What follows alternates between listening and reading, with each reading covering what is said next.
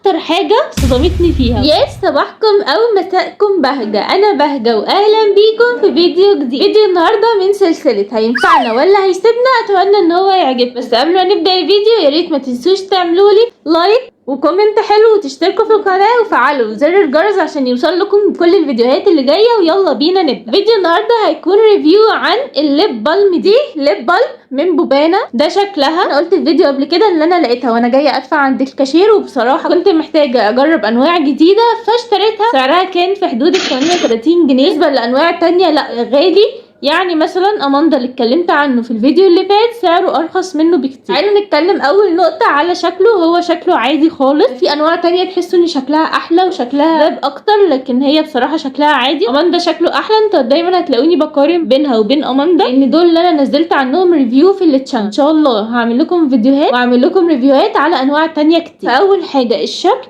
ما عجبنيش قوي، ولكن تمام قشطه شغال يعني، ومش دي ازمتي. تاني حاجه دي الفتحه بتاعته بصراحه حلوه، عشان في انواع بتبقى الغطا ما بيقفلش كويس وبتقع، لا دي محكمه الغلق وحلوه. هي بالكيوي. يعني يا جماعه عارفه الموضوع الروايح ده بيفرق مع ناس كتير قوي، لان هم ساعات بيحسوا ممكن تدخل في بقهم او كده. في موضوع الروايح ده بيبقى مهم قوي. ولونها من جوه اخضر وريحتها فيها هنت الكيوي، مش قويه قوي ان ريحتها كيوي. تحسوا برضو ان فيها ماده صناعيه جوه، مش 100% ريحه صافيه. لا، في انواع تحس ان هو بيبقى داخل لها حاجه صناعيه كده في الليب بالم مخصوص. ريحتها مش وحشه، لا يعني كويسه، ولكن برضو فيها هنت صناعي كده. هو ده شكلها. بصوا بصراحه يعني هي ماسكه نفسها. انواع لا بتبقى سايبه وبتقع. اكتر حاجه صدمتني فيها، اكتر حاجه ما عجبتنيش، انا ما اعرفش كله كده زي ما بيحبش الحاجه دي ولا انا بس المشكله بتاعتي معاها، لكن هي دي بس مشكلتي يعني معاها. بالنسبه لكم عادي. تحسوها شمعه مش زبده كده. يعني انتوا عارفين الليب بالم تبقى زبده كده، تبقى في انواع طريه. تحسوها اصلا ما بتحطش، تحسوها شمعه كده ما بتحطش حاجه. بصوا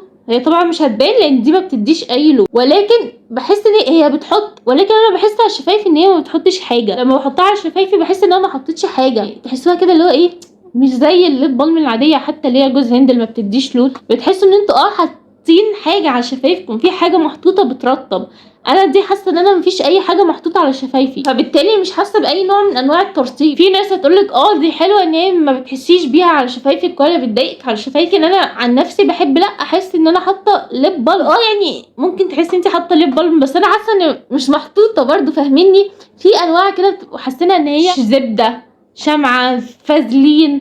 بس برضو الفازلين ببقى حاسه بيه، ولكن انا حاسه ان دي تركيبه غريبه كده. ترتيبها بصراحه انا ما حطيتهاش مده كبيره. انا زي ما بقول لكم بحس ان انا لما بحطها ان هي ما بتتحطش اصلا. زهقت منها، مش واصل لي منها اي ترطيب بصراحه. تاني بس هو حاليا مش معايا. تقريبا كان من ماية سينما.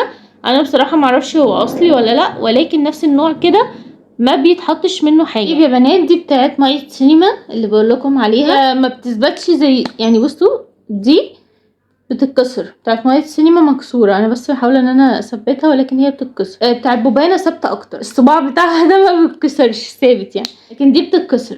بتاعت ماية السينما شكلها احلى طبعا. فرق الشكل اللي انا بقول لكم عليه ما بين دي ودي، ولكن ده مش نقطه. انا دلوقتي مش بعمل ريفيو عن ماية سينما، ولكن نفس الموضوع اللي انا بقول لكم عليه. ما بتحطش حاجه، فاهمه؟ بصوا بصراحه يعني انا ما اعرفش انتوا هتتفقوا معايا في الراي ولا لا، لكن انا ما عجبتنيش خالص بوبانا. انا مجربه انواع كتير جدا جدا جدا جدا من الليب بالم، لان انا دي مشكله عندي، مشكله ان انا بعاني من شفايفي كتير. بجيب منتجات كتير عشان احل المشكله دي. ده اسوأ نوع انا جبته بصراحه. حاسه ان هو ما بيتحطش، حاسه ان هو زبده، مش زبده، حاجه تقيله، شمع حاجه تقيله. انا مش حاسه ان هي بتتحط اصلا، يعني حاسه من كتر ما هي تقيله هي ما بتتحطش على الشفايف. انا بصراحه مش عارفه الريفيو ده يبقى مفيد ليكم ولا لا، بس انا حبيت ان انا اطلع اقول لكم رأيي وتجربتي. لا وحشه قوي بوبانا. اولا سعرها غالي جدا جدا جدا جدا جدا على الحاجه اللي هي بتديها. يعني يا جماعه ما انصحكمش خالص ليب بالم بوبانا. زي ما قلت لكم لا شكل حلو ولا سعر حلو ولا ترتيب حلو. لا في حاجات كتير احلى منها بكتير، فلا دي هنسيبها ومش هنجيبها. ده يعني اوحش ريفيو انا عملته للشانل لحد دلوقتي. لكن رايي برضو انا هستنى رايكم. اكتبوا لي تحت في الكومنت هل انتوا جربتوها ولا لا. لو جربتوها ايه رايكم فيها، وعدتكم وحبيتوها وهتجيبوها تاني ولا لا. انا زي ما قلت لكم لا مش هجيبها. ده كان فيديو النهارده. لو الفيديو عجبكم يا ريت ما تنسوش تعملوا لي لايك